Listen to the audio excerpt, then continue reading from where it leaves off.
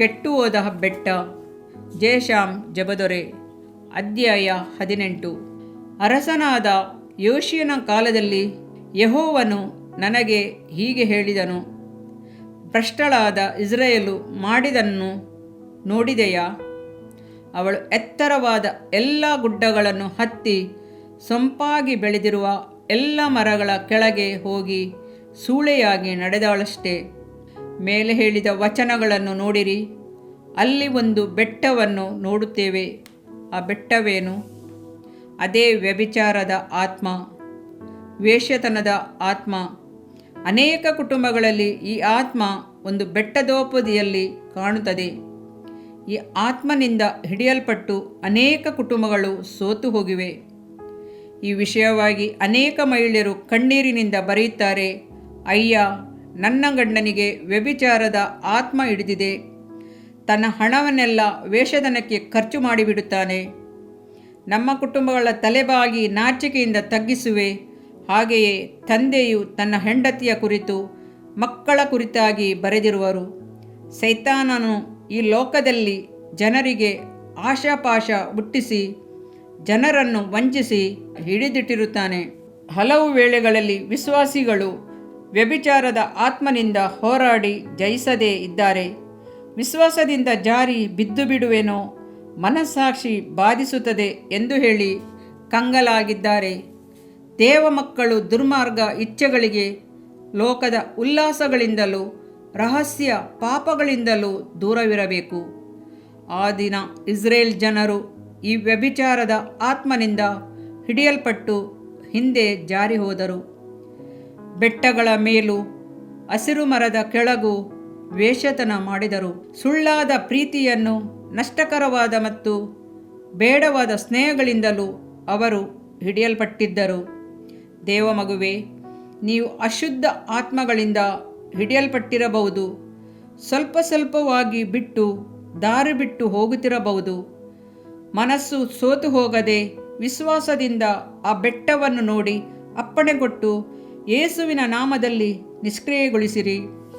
ದೇವರ ಮಕ್ಕಳ ಐಕ್ಯತೆಯನ್ನು ಹುಡುಕಿರಿ, ಓಡಿ ಹುಡುಕಿರಿ. ಎಲ್ಲೆಲ್ಲಿ ಕೂಟಗಳು ಎಲ್ಲೆಲ್ಲಿ ನಡೆಯುತ್ತವೋ ಅಲ್ಲಲ್ಲಿಗೆ ಹೋಗಿ ಭಾಗವಹಿಸಿರಿ.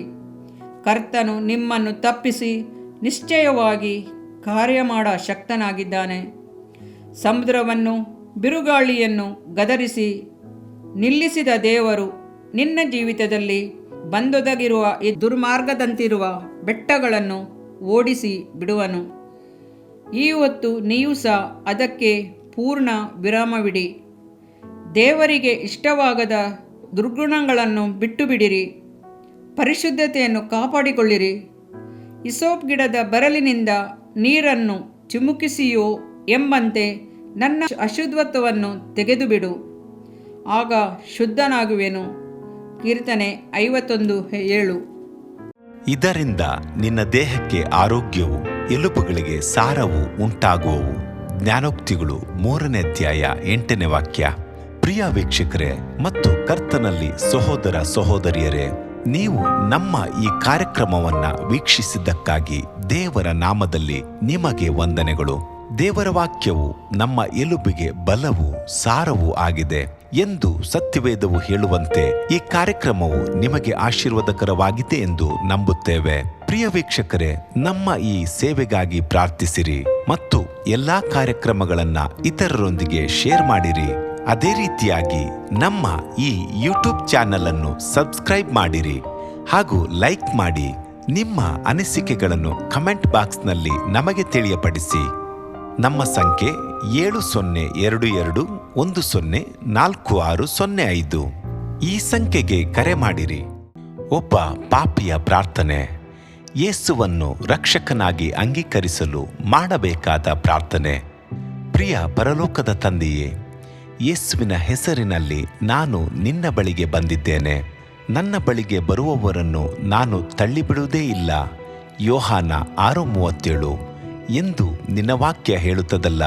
ಆದ್ದರಿಂದ ನೀನು ನನ್ನನ್ನು ತಳ್ಳಿಬಿಡದೆ ನನ್ನನ್ನು ಸೇರಿಸಿಕೊಳ್ಳುವಿ ಎಂದು ನನಗೆ ಗೊತ್ತಿದೆ. ಆದ್ದರಿಂದ ನಾನು ನಿನಗೆ ಸ್ತೋತ್ರ ಮಾಡುತ್ತೇನೆ. ನೀನು ನಿನ್ನ ವಾಕ್ಯದಲ್ಲಿ ನೀನು ಯೇಸುವನ್ನೇ ಕರ್ತನೆಂದು ಬಾಯಿಂದ ಅರಿಕೆ ಮಾಡಿಕೊಂಡು ದೇವರು ಆತನನ್ನು ಸತ್ತವರೊಳಗಿಂದ ಎಬ್ಬಿಸಿದನೆಂದು ಹೃದಯದಿಂದ ನಂಬಿದರೆ ನಿನಗೆ ರಕ್ಷಣೆಯಾಗುವುದು ಎಂತಲೂ ಕರ್ತನ ನಾಮವನ್ನ ಹೇಳಿಕೊಳ್ಳುವವರೆಲ್ಲರಿಗೆ ರಕ್ಷಣೆಯಾಗುವುದೆಂತಲೂ ಬರೆದಿದೆ. ರೋಮ 10:9-13 ವಾಕ್ಯ. ಯೇಸು ಕ್ರಿಸ್ತನು ದೇವಕುಮಾರನೆಂದು ನನ್ನ ಹೃದಯದಲ್ಲಿ ನಂಬುತ್ತೇನೆ. ನನ್ನನ್ನು ನೀತಿವಂತನನ್ನಾಗಿ ಮಾಡುವುದಕ್ಕಾಗಿ ಆತನು ಸತ್ತವರೊಳಗಿಂದ ಎಬ್ಬಿಸಲ್ಪಟ್ಟನು ಎಂದು ನಂಬುತ್ತೇನೆ. ನಾನು ಆತನ ನಾಮವನ್ನ ಹೇಳಿಕೊಳ್ಳುತ್ತೇನೆ. ಯೇಸುವೇ, ನೀನೇ ಕರ್ತನು. ತಂದೆಯೇ, ನೀನು ನನ್ನನ್ನು ರಕ್ಷಿಸಿದಿ ಎಂದು ನಾನು ನಂಬುತ್ತೇನೆ. ನಿನ್ನ ವಾಕ್ಯವು ಹೇಳುತ್ತದೆ, ಮನುಷ್ಯನು ಹೃದಯದಿಂದ ನಂಬುವುದರ ಮೂಲಕ ನೀತಿಯು ದೊರಕುತ್ತದೆ, ಬಾಯಿಂದ ಅರಿಕೆ ಮಾಡುವುದರ ಮೂಲಕ ರಕ್ಷಣೆಯಾಗುತ್ತದೆ. ರೋಮ 10:10. ನಾನೀಗ ನನ್ನ ಹೃದಯದಲ್ಲಿ ನಂಬುತ್ತೇನೆ ಹಾಗೂ ಯೇಸುವೇ ನನ್ನ ಕರ್ತನೆಂದು ಅರಿಕೆ ಮಾಡುತ್ತೇನೆ. ಆದುದರಿಂದ ನಾನೀಗ ರಕ್ಷಣೆ ಹೊಂದಿದ್ದೇನೆ. ಅಪ್ಪಾ ತಂದೆಯೇ, ನಿನಗೆ ಸ್ತೋತ್ರ. ಲೂಕನು ಬರೆದ ಸುವಾರ್ತೆ 11ನೇ ಅಧ್ಯಾಯದಲ್ಲಿ ಬರೆದಿರುವಂತೆ, ನಿಮ್ಮಲ್ಲಿ ತಂದೆಯಾದವನು ಮೀನನ್ನು ಕೇಳುವ ಮಗನಿಗೆ ಮೀನು ಕೊಡದೆ ಹಾವನ್ನು ಕೊಡುವನೆ?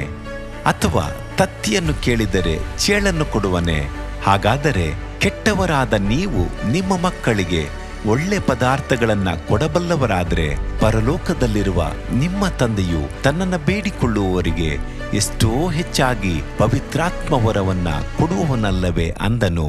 ತಂದೆಯೇ, ನೀನು ಕೇಳಿಕೊಳ್ಳುವವರಿಗೆ ಪವಿತ್ರಾತ್ಮನ ವರವನ್ನು ಹೇರಳವಾಗಿ ಕೊಡುವಾತನಾಗಿದ್ದಿ. ಆದ್ದರಿಂದ ನನ್ನ ಮೇಲೆಯೂ ನಿನ್ನ ಆತ್ಮನನ್ನು ಸುರಿಸಬೇಕಾಗಿ ಬೇಡಿಕೊಳ್ಳುತ್ತೇನೆ. ಕೀರ್ತನೆ 81:10 ಬರೆದಿದೆ, ಅಗಲವಾಗಿ ಬಾಯಿದೆರೆಯಿರಿ, ಅದನ್ನು ತುಂಬಿಸುವೆನು.